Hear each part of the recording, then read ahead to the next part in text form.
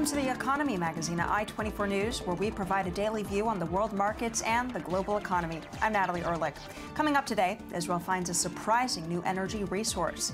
An emerging economies push for more power at the IMF. Let's start now with financial headlines. Well, Chinese stocks surged on Monday after the People's Bank of China signaled that the correction was almost finished. At an IMF meeting in Peru, the bank's deputy governor Yi Gang said that China's stock plunges have had limited impact on the Chinese economy. Analysts at Bank of America Merrill Lynch, meanwhile, indicated that investors are expecting Beijing to continue pumping the markets with stimulus. The Shanghai Composite up over 3%, the Hang Seng up 1.2%, and Japan's Nikkei advanced 1.64% on Monday. But European equities were largely flat despite the rally in Asia. For the afternoon, London's FTSE down 0.52%, Germany's DAX up 0.29%, and France's CAC down 0.32%. U.S. futures also on edge as the markets there look towards earnings season. India's President Pranab Mukherjee held talks with Jordan's King Abdullah Nahman on Saturday, the first by an Indian president in 65 years. Among the issues discussed were India's desire to become a permanent member of the UN Security Council. Nahman supports India's bid. Well, Mukherjee said that the two countries were aiming to double the volume of trade over the next 20 years. He also lauded Jordan's provision of shelter to 1.4 million Syrian refugees fleeing the nearby war. After the Indian president's tour in Jordan, he is expected to stop in Israel and the Palestinian territories. Honorable President agreed to extend a line of credit of $100 million to Jordan today. And sectors of mutual interest here would be identified in the future. This is for expansion of trade and investment between the two countries.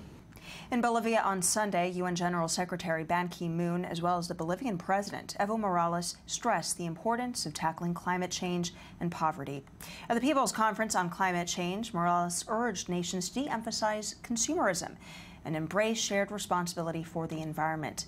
The Americas are among the countries most vulnerable to the impacts of climate change, according to a study by German Watch. At this meeting, both Ban and Morales could be seen planting trees. I promise to eradicate extreme poverty by 2030.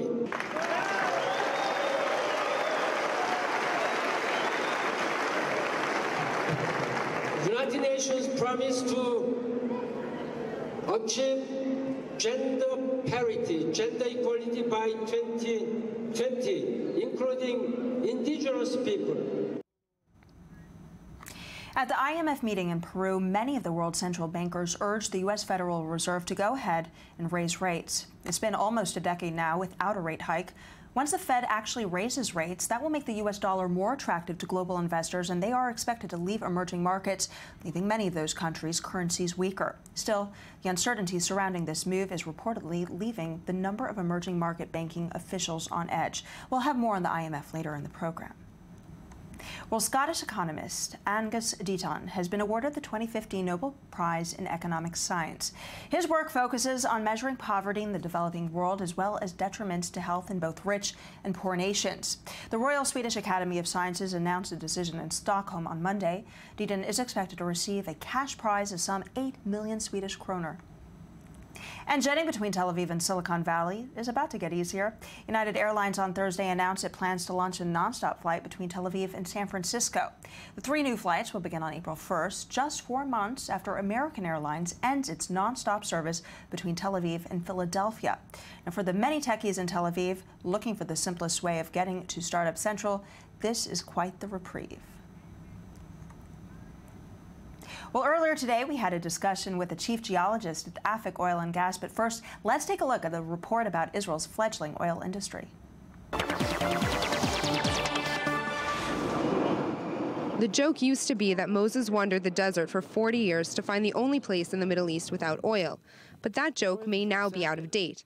AFIC Oil and Gas says it has uncovered billions of barrels of oil in the southern Golan Heights, enough oil to last Israel decades. We absolutely found what we were looking for in the southern Golan, oil. The find could have an important impact on Israel's geopolitical situation. Israel currently imports as much as 77% of its oil from Iraqi Kurdistan, shipped through Turkey's Cayenne port. It also gets oil from Egypt, Russia, Azerbaijan, and other countries near the Caspian Sea. Prime Minister Benjamin Netanyahu has been vocal about making Israel as energy independent as possible. The state of Israel currently uses about 270,000 barrels per day, produces around 400 barrels per day. This gap is, of course, bridged by foreign oil imports. Israel's road to energy independence is lined with obstacles. AFEC is still cagey regarding the extractability of the find. It is also facing environmental petitions in the High Court, as well as popular protests against the drilling. Comparisons are being made with Israel's natural gas sector.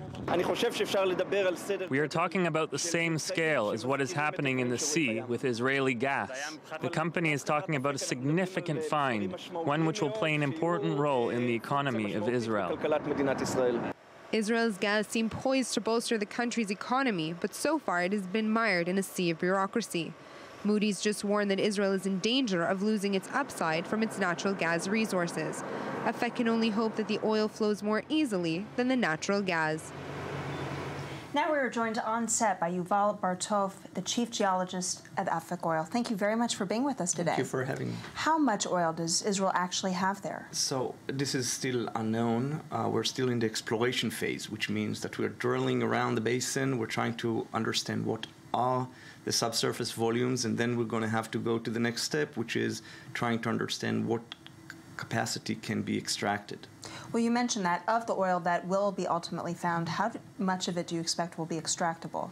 Again, it is a very hard question to answer at this stage because we are still in the process of doing the production test. We've not started the actual operations of the production test, but we are going to do that in the next several weeks, hopefully, and then we'll know really the good answer to this, but we do expect to have some significant findings. Well, some local media here in Israel, particularly Globes, has pointed out that this estimation that it could make Israel energy independent for years is overzealous.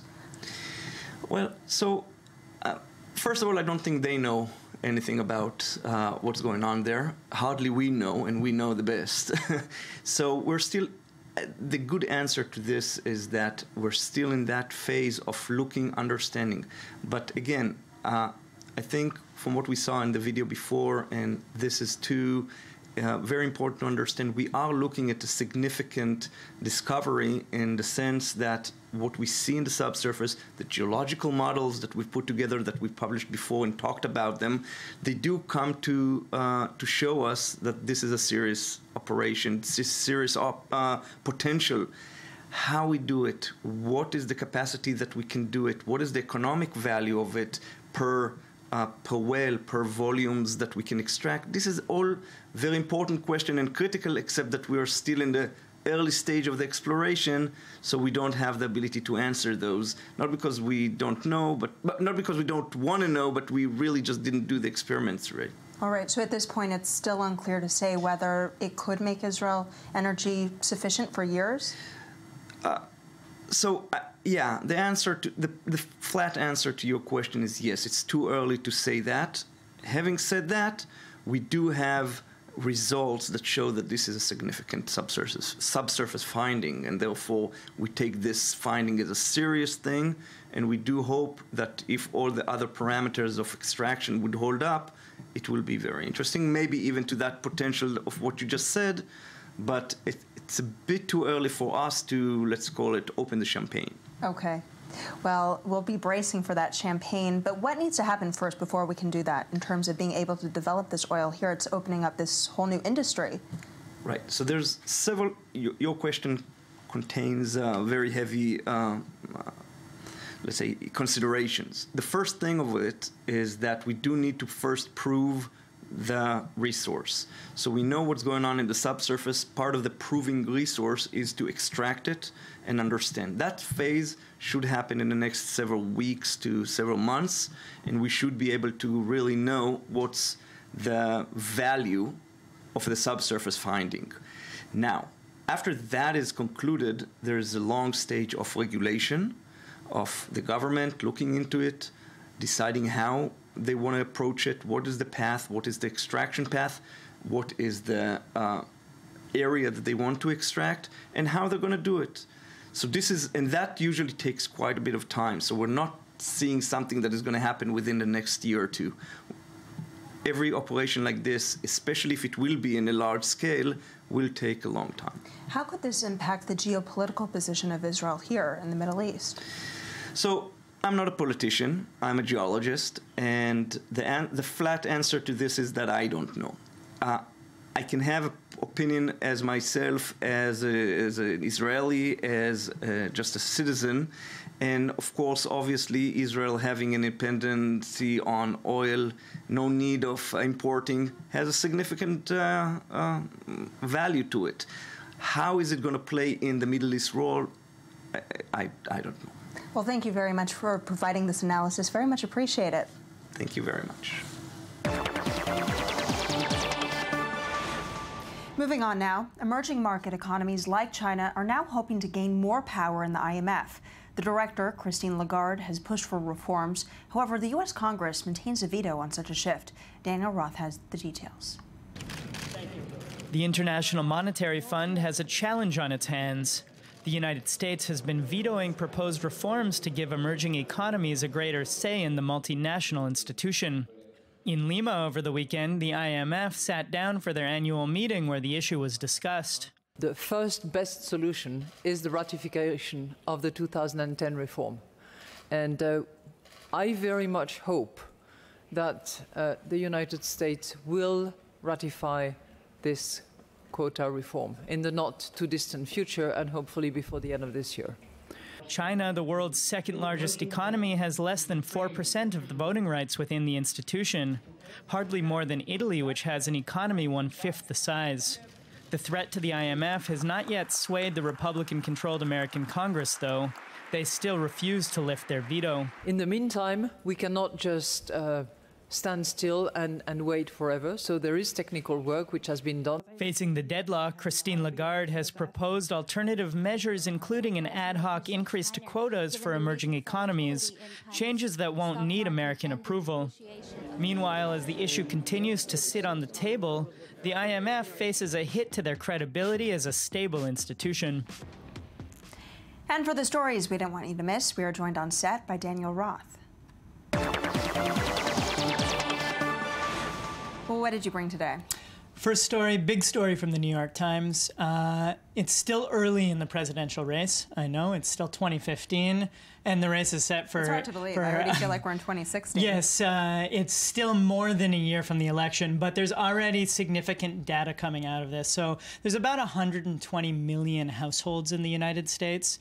Now, they found that about 158 households out of 120 million. Out of 120 million have made up half of the total political donations for the presidential race so far. Right. That means 158 houses out of 120 million represent 50% of the money going into the politics right now, which is a scary number when you think about what that represents. Right, because this is just the top 158 out of 120 million, so you have to consider that the rest of the donations are coming not that far up from that 158 top, right? Right, and it's, you know, it's indicative of something we've been speaking about a lot here, that, you know, last year when we were talking about Thomas Piketty's book about inequality and sort of these last few years of Occupy movements and this and, you know, these movements growing about inequality, this is really an indicative number of that. It's really showing just how much American politics has sort of found its way into a few hands. Another little sub number to that, 138 of the 158 families, those were Republican donations. So it's interesting to look. 20 of them went to Democrats, you know, and we're talking about big money. We're talking about a little under $176 million so far. So with a year to go, it's going to be a huge number. Back over here, Haaretz has a story sort of looking at some of the preliminary numbers. Of course, the human cost of the violence that's happening right now is at the forefront of everyone's minds. At the back, though, something that people are starting to look at is the economic costs. Everything from a 500% rise in personal tear gas canisters being sold in central Jerusalem to 15 to 20% rise in hourly wages of security guards, to some market vendors in Jerusalem reporting 50% drop in sales, in patronage and where sales. are these market vendors? Primarily in open-air markets, primarily the malls inside Israel have not felt such a hit. Because there's more security there. Because right? there's more security there. Now, this differs, of course, in malls in Nazareth, where they've reported actually about 40% of their usual customers are Jewish Israelis, and many of them aren't coming there anymore, Nazareth being a city of Palestinian citizens of Israel. And right. So we're seeing, you know, a lot of changes on the economic front. Well, thank you so much for bringing this up. Very much appreciate it, Daniel Rott. That wraps up our show today. Stay tuned every day here from the Jaffa Port in Tel Aviv. I'm Natalie Ehrlich. Thank you again for watching.